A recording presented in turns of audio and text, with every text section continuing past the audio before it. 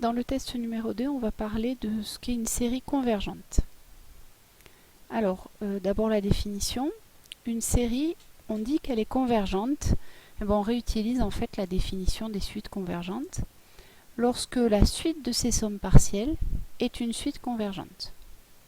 Et dans ce cas-là, puisque la suite des sommes partielles est une suite convergente, elle a une limite. Et cette limite, au lieu de la noter grand L, eh bien on la note sous cette forme-là, somme de n égale p à plus l'infini de un. Alors, l'indice n, là, il est muet, comme on dit. Ça pourrait très bien être somme de k égale p à plus l'infini des uk. C'est pareil. Et au lieu d'appeler ça une limite, on appelle ça une somme de série. En fait, c'est un vocabulaire qu'il faut adopter, mais il a un sens. Voilà, une somme de série, c'est une limite de somme partielle lorsqu'elle existe. Bon, et dans le cas où la suite des sommes partielles diverge, eh ben, on dit que la série diverge. Donc c'est en fait complètement cohérent avec ce qu'on a vu pour les suites. Donc quand on va poser la question quelle est la nature d'une série, ben, ça sera la même chose que la question quelle est la nature d'une suite, c'est-à-dire est-ce qu'elle converge, est-ce qu'elle diverge, et si elle converge, trouver sa somme, puisqu'on le dit comme ça. Alors, ben on va voir ça avec le test. Alors vous regarderez sur le polycopier, donc par exemple la série de termes général 1 demi puissance n, c'est-à-dire la série géométrique, avec q égale 1 demi puissance n, c'est une série qui converge, et sa somme c'est 2, c'est ce qu'on a vu dans l'exemple de départ. Alors, on va voir ça, donc dans le test 2, on vous dit première question, quelle est la nature des séries de termes général 1 et des séries de termes général 1 tiers puissance n. Alors, pour la série, décidément, de termes général 1, eh ben, on refait comme avec la définition. On a déjà vu que la suite des sommes partielles, elle s'écrivait Sn égale n plus 1. Bon, mais ça c'est une suite qui diverge, enfin qui a une limite égale à plus l'infini, qui diverge. La limite de Sn, lorsque n tend vers plus l'infini, c'est égal à plus l'infini. Donc la suite des sommes partielles diverge. Et bien si la suite des sommes partielles diverge, par définition, c'est écrit ici, et ben, on dit que la série diverge. Donc la série des 1, lorsque n est supérieur ou égal à 0, diverge. Ça, c'est la première suite, la première série qu'on a étudiée, qui est assez simple, qui diverge. Maintenant, si je regarde la nature de la série géométrique, qui correspond à une raison égale à 1 tiers, alors ça, par contre, c'est, si je regarde la suite des sommes partielles, Sn, qui est égale à la somme de k égale 0 à n des 1 tiers puissance k, ça, par contre, cette fois, on sait que c'est une suite qui converge. Parce que, ben on l'a déjà vu, hein, ça c'est 1 moins 1 tiers à la puissance n plus 1 sur 1 moins 1 tiers. C'est-à-dire, si on l'arrange un petit peu, ça fait, alors, on va garder le numérateur, 1 moins 1 tiers puissance n plus 1 sur 2 tiers, c'est-à-dire 3 demi facteur de 1 moins 1 tiers puissance n plus 1. Et donc, comme 1 tiers c'est plus petit que 1, disons la valeur absolue de 1 tiers est plus petit que 1, alors, eh ben, cette suite ici, 1 tiers puissance n plus 1, ben, elle a une limite, elle tend vers 0, et donc Sn converge. Voilà. Et donc, si ma suite Sn converge, je regarde sa limite. La limite de Sn lorsque n tend vers plus l'infini, et bien puisque 1 tiers à la puissance n plus 1 tend vers 0, ben c'est égal à 3 demi.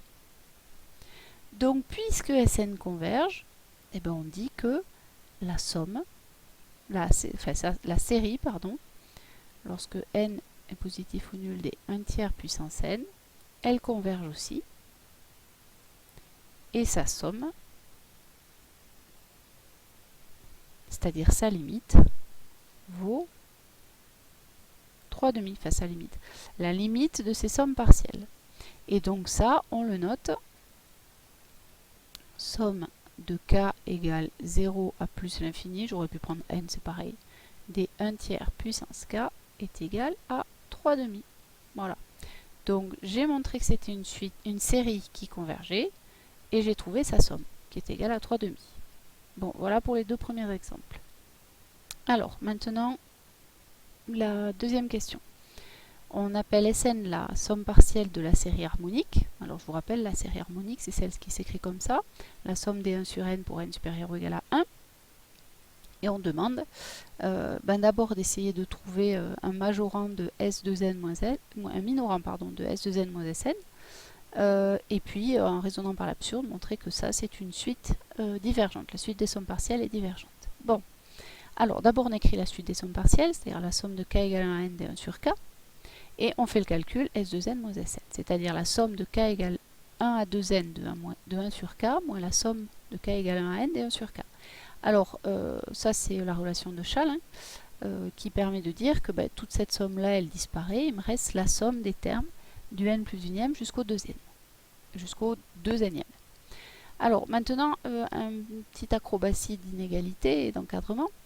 Donc, le k, l'indice k, il est coincé entre n plus 1 et 2n. Donc si je prends l'inverse, 1 sur k, c'est coincé entre 1 sur n plus 1 et 1 sur 2n. Je vous rappelle que la fonction inverse, elle renverse l'ordre. C'est pour ça que j'ai dû changer le sens des inégalités.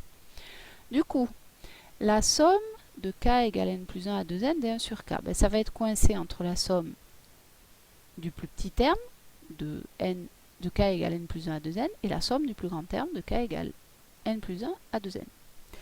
Par contre, ces deux termes-là, 1 sur n plus 1 et 1 sur 2n, ils ne dépendent pas de k, ce sont des termes fixes par rapport à k. Donc on peut les sortir de la somme par linéarité. Et je ne vais me consacrer qu'à cette partie ici entourée en pointillé rouge de mon inégalité, tout simplement parce qu'on me demande de montrer que S indice 2n moins S indice n est plus grand que 1,5. Donc j'ai pas besoin de cette partie-là, je m'en sers pas. Donc ici, cette somme-là, c'est égal à S2n moins Sn, c'est ce que j'ai calculé au-dessus. Et donc c'est plus grand que 1 sur 2n fois la somme de k égale n plus 1 à 2n des 1. Ah ouais, bon, mais ça, en fait, je le sais. Ça fait 1 sur 2n fois, alors c'est 1 plus 1 plus 1 plus 1, etc. Combien de fois? Eh bien, 2n moins n plus 1 plus 1 fois.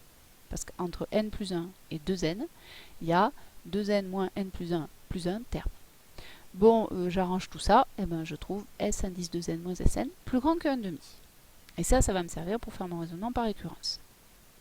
Alors, a priori, maintenant, deuxième partie du raisonnement, on va supposer que Sn est une suite qui converge, c'est-à-dire la suite des sommes partielles de ma série converge. Bon, ben ça, par définition, ça veut dire que la limite de S2n moins Sn, elle vaut 0 lorsque n tend vers plus l'infini. Bah oui, S2n et Sn, elles ont la même limite, puisque ce sont deux suites extraites, la suite des termes de Rampère et puis la suite de départ. Donc, ma limite de la différence entre les deux, elle vaut 0. Bon, mais ça veut dire quoi? Je rappelle la définition d'une limite, alors nulle en l'occurrence, mais peu importe, ça aurait pu marcher pour n'importe quelle limite. Ici, il fallait remplacer le 0 par un L. Si je prends une suite un, je ne l'ai pas écrit là, dire que ma suite un tend vers 0, ça veut dire que, quel que soit le epsilon strictement positif que je me fixe, aussi petit soit-il, il existera toujours un entier naturel grand N à partir duquel la valeur absolue de un moins 0 parce que c'est la suite de limite, c'est une suite de limites nulles, je suppose, sera plus petit que epsilon. Autrement dit, la valeur absolue de un sera plus petite que epsilon, quel que soit le epsilon strictement positif fixé. Mais je vais utiliser cette définition, qui n'est pas très facile, on est bien d'accord. Et moi, je vais prendre ici epsilon égale 1 quart. Vous comprendrez après pourquoi 1 quart. Puisque ma propriété, enfin ma définition, elle est vraie, quel que soit epsilon, je m'en fixe 1. Et dans ces cas-là, d'après la définition, ça veut dire qu'il existe un entier naturel n, tel que pour tout n plus grand que grand n, la valeur absolue de S indice de n moins Sn, puisque c'est elle qui tend vers 0 dans mon exemple, sera plus petit qu'un quart. Ou alors, bon, puisque S indice de n moins Sn, c'est une suite de termes tous positifs, puisque j'additionne des 1 sur n qui sont tous positifs, et ben cette S2n moins Sn sera strictement plus petit qu'un quart. Bien, maintenant regardons ce que ça donne avec la suite. Dans la question précédente, on a montré que S indice de n moins Sn c'était plus grand que 1,5 pour tout entier naturel non nul.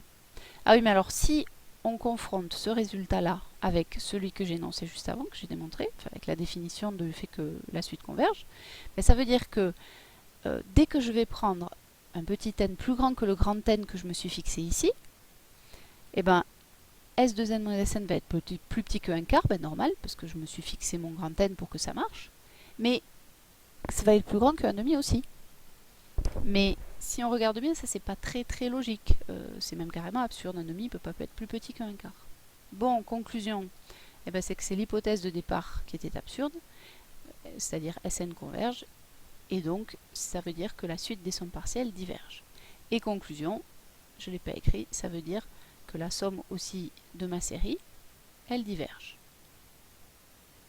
Puisque c'était ça, ce à quoi je voulais arriver à la fin, diverge. Bon, alors, pas de panique, hein, regardez bien. On a pris epsilon égale 1 quart ici. Je vous avais dit qu'on y reviendrait. Mais en fait, n'importe quelle valeur de epsilon qui aurait été plus petite que 1,5 aurait convenu. Je pouvais prendre un cinquième, je pouvais prendre ce que je voulais. Le tout, c'était que ça me permet d'arriver à l'absurdité ici. C'est-à-dire un 1,5 plus petit qu'un truc, plus petit qu'un 1,5. Voilà. Bon, par contre, si je prends un epsilon trop grand, là, j'ai plus d'absurdité, ça marche pas. Donc voilà comment on montre qu'une série diverge. Et donc vous remarquez au passage que pour montrer qu'une série diverge, ça va être un peu plus pénible que pour montrer qu'elle converge, bien souvent. Pas à tous les coups, mais bien souvent. Voilà pour le test 2.